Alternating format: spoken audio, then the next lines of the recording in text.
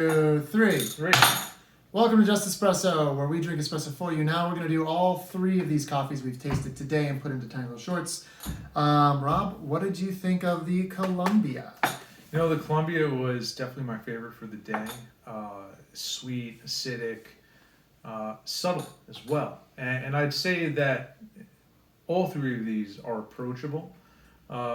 Definitely more second wave versus third wave coffees. Not wild, not crazy. But out of the three, this is probably the prettiest. Interesting. I wouldn't say this is the prettiest. I would say this is the sweetest. This one had a ton of sweetness to it. But I wouldn't say it was the prettiest. I felt like it didn't have as many nuanced, interesting flavors.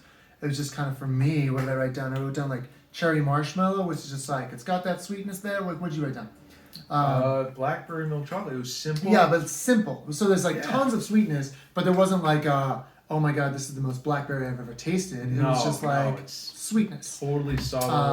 And maybe that's the way we made it as well. Like there wasn't a different setting a little bit from these other two. They were all at the same grinds, but yeah, I don't think it was the prettiest because there was so much just heavy. Like, you know, it's like if you just put sugar with like a little lemon, it's not exactly like interesting and nuanced. It's just you know, lemonade and it's delicious, right? Like so. So what'd you think of what was the next one? Yeah, the Nicaragua. Nicaragua Ultimo. Not my style, you know. I definitely, you know, what I get, baked apple, medium body, pretty sweet. But as far as espresso goes, not my style. How you put medium body? I got light body. Medium, light, you know, perceptions. Yeah. I definitely perceived lighter body, and I did think the apple. You're right on. I like the apple. Oh yeah, what was the flavor for this one? This one was like champagne, mango, lily, maple syrup. We didn't get like any of those things really. Though I guess if you thought it was actually the prettiest coffee, then you got some lily. Like that say or the champagne mango, like acidity. Like actual mangoes. Well, no, there's like the acidity of champagne mango, which is almost bubbly, you know. Yeah, you got that in this? A little bit. What'd you put down though for your flavor notes for this? Blackberry milk chocolate, but blackberry. So blackberry milk chocolate is mango. nothing like champagne, just so you know. Champagne mango and blackberry are similar blackberry? levels of acidity. No, maybe similar levels of similarity, but you're talking about a champagne like.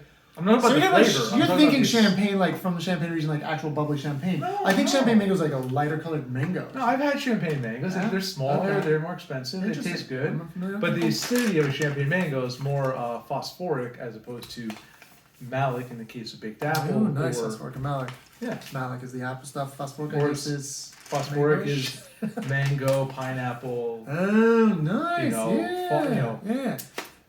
So, but not raspberry-ish.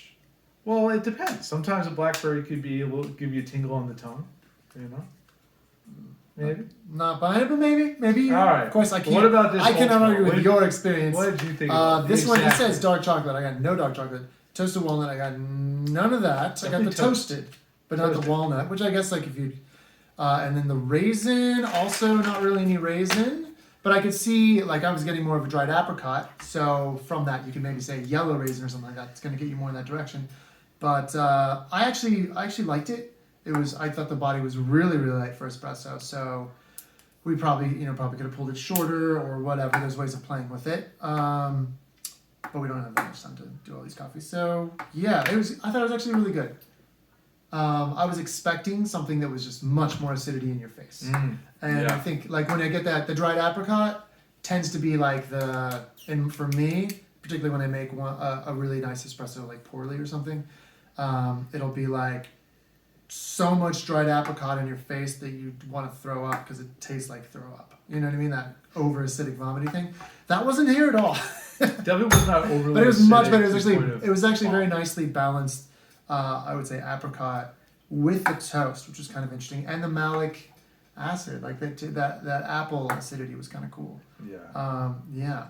And then we got our friend Green Street Coffee Guatemala. I haven't been there for an espresso shop in a while, but I generally love the espresso they serve.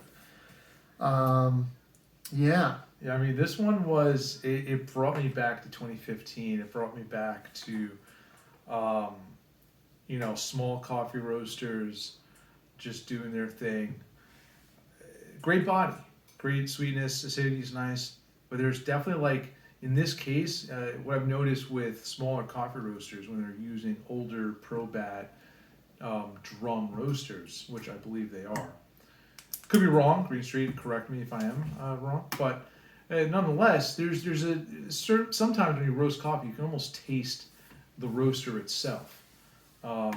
And generally with the older roasters, that can happen. It doesn't always happen, but can happen. In this case, one of the major tasting notes I got was this unique, distinct flavor I only have gotten when I taste coffee that's roasted in like older drum roasters. It's interesting because the only thing you wrote down, by the way, when you first tasted it was body. Body, because there's so much body. I mean, it was silky smooth, which I really enjoyed. It was silky smooth. There was a lot of body. Minerals, though, man. All I got was just Tons. like I was trying to think. It's not like zinc. It's not copper, but it could be some of the mix or whatever. I'm not that good with minerals, to be honest. But I was thinking aluminum. Like if you drink out of like an old school like aluminum water bottle or something that you smell like an aluminum cup. Maybe it's because I've been doing that more recently because they travel well.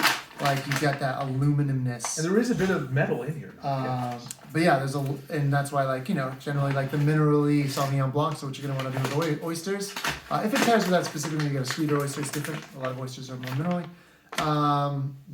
But the toast, and it was definitely, it tasted like roaster toast. It didn't taste like burnt. Not burnt, definitely. Which is not. like, there's this interesting, I often get the, this is burnt in there for, I think, roast.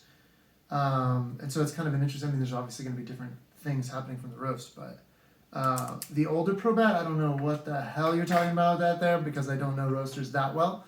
It's just, I'm just, like working around roasters and stuff, the smaller, because you can buy, a lot of times, smaller companies will buy used, from the 80s or from the 70s. Including like bigger roasters do too. Bigger, well, yes, but but I think that wait, isn't it? I'm pretty sure like a lot of the like coffees that we know are roasted on used roasters. Like, well, yeah, but how used? How old are they? Yeah. How I old mean, maybe if they're not maintained well. Maybe that's part of the deal. Or is it? Maybe they're not cleaned out as often or something. Yeah, because it's almost like part of the flavor here is like the when you're roasting coffee, there's the chaff that is pushed off the coffee. Now, there's no chaff in the bag, but the smell and some of the flavored notes in there kind of remind me of chaff, and I wonder if is that an airflow thing? Is there?